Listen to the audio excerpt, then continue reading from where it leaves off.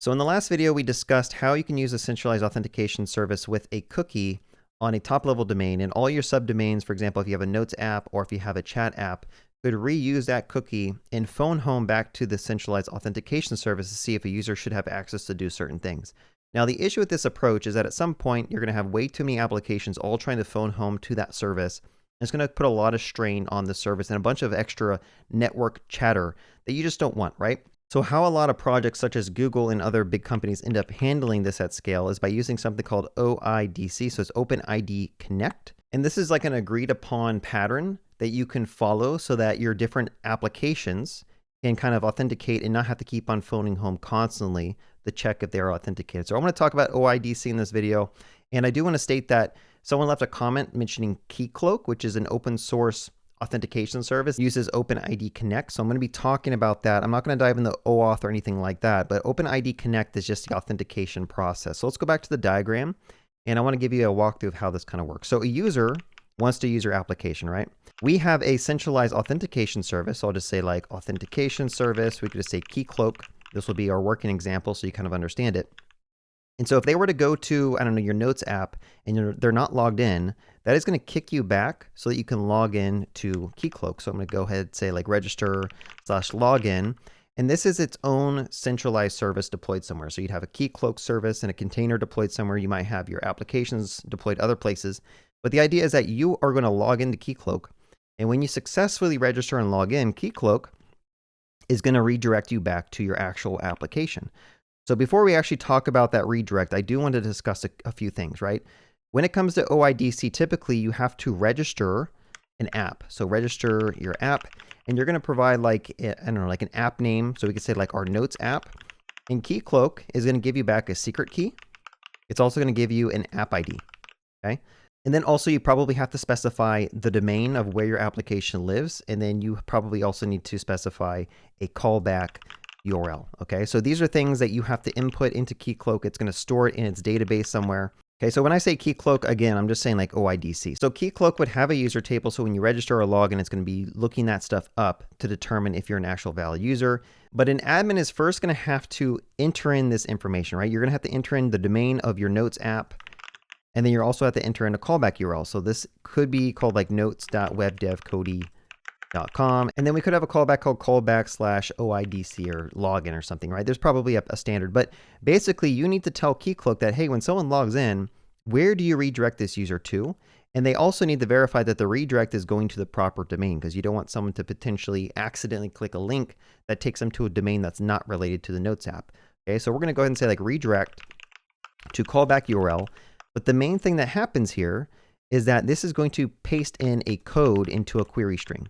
Okay, so what this code is used for is when your Notes app gets that callback URL, basically what it needs to do is it needs to take the code, and then it also needs to take the secret key, and it needs to send it back over to your authentication service, right? So I'm gonna go ahead and just put an arrow there, and I'll say send secret key, and then also send the code back to the authentication service so that the authentication service can say, hey, I got a request for this code and the secret key. The only person who should know this secret key is this API here. And so we know that it's coming from a valid source. And then what that's going to do is going to send back an actual response that has some tokens in it. So I'm going to go ahead and just move this up a little bit. And step 4 is going to be send back ID token, access token, and then also probably a refresh token. Okay. The ID token is what we're going to focus on right now. So the ID token is going to have like your sub, which could be like your user ID. I'll keep this simple. I'll just say like user ID 123, and then also maybe like a name like Bob, maybe an email. It really depends on the scopes, which is something about OAuth I'm not going to get into, but this thing can send you back this ID if all the information you sent in was correct.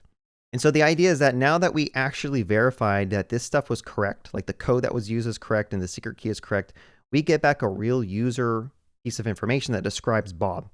Okay. Now, typically you'd actually want to go and store this in some type of session database. Like you want to go ahead and create a sessions table.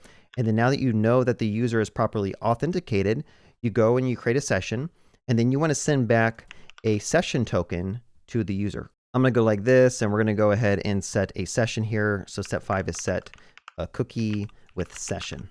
All right. Now keep in mind that this cookie that we set is only scoped to this domain, right? It's not going to be scoped to all your subdomains. It's just notes.webdevcoding.com. And if later on you want to go to, I don't know, chat.webdevcoding.com, this same process would have to happen. You'd have to go back to Keycloak, but I'll talk about it in just a second. Let me focus back on this. So now you have a cookie that's set on the user's browser, and every future request, when you make that request to, I don't know, store a note or fetch a note, I'll just say like post to /notes, that cookie is going to get sent in the Chrome browser. And then that's going to be in the middle where you can check, hey, are they actually authenticated? Is this a proper session? So notice here that every single future request, it's not going back and asking the authentication service, hey, is this a valid user? It has its own way to track the session and know if the session is valid or not. Okay, so we kind of got rid of the centralization of the authentication service, and it's really only used for that one-time login and getting that verification that you are properly logged in. Now, something else that I mentioned, if you were to, for example, have a different application, I'll say like a chat app, how does this actually work? I'm gonna go ahead and delete some stuff so we can kind of focus in on that. Okay, so let's pretend like you just had a chat app that's also part of my ecosystem of applications. How does this hook into a centralized auth service like Keycloak? Well, when you logged in the first time to Keycloak, that's going to send back a cookie as well. Okay, so after logging in, it's going to set a cookie with the Keycloak session.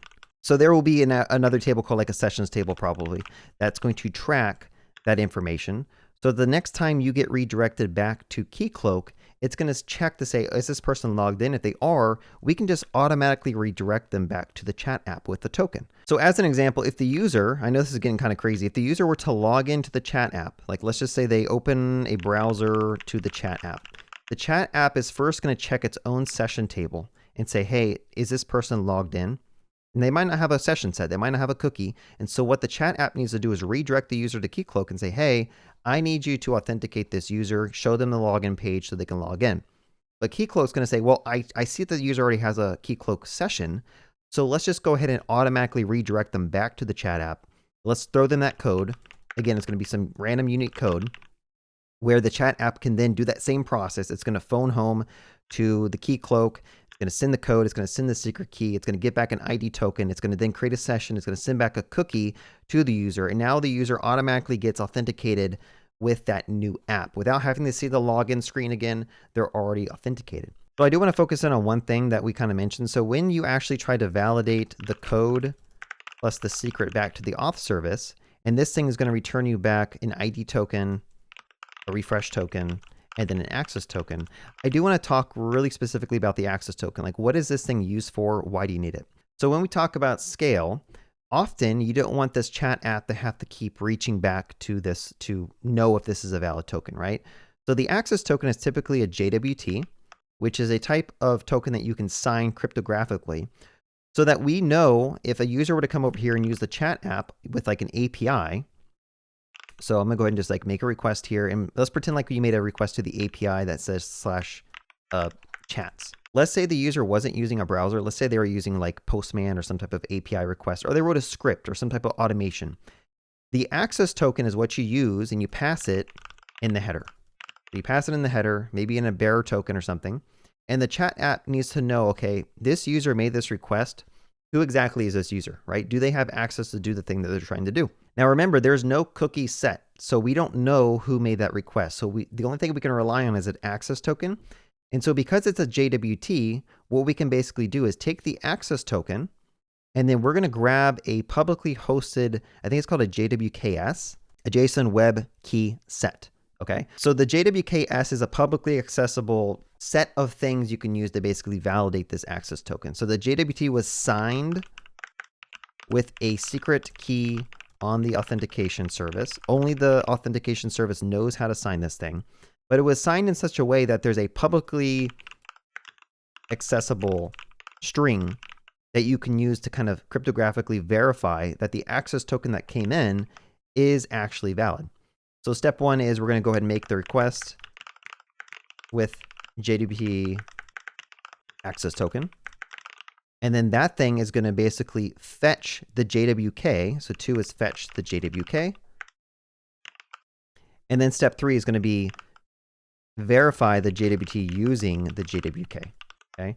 And if that comes back and says valid, then you know you can start allowing the user to hit this API. Now, if you are paying attention, you might see that there's an issue with this. You can't just keep fetching the JWK every single request that comes into your API.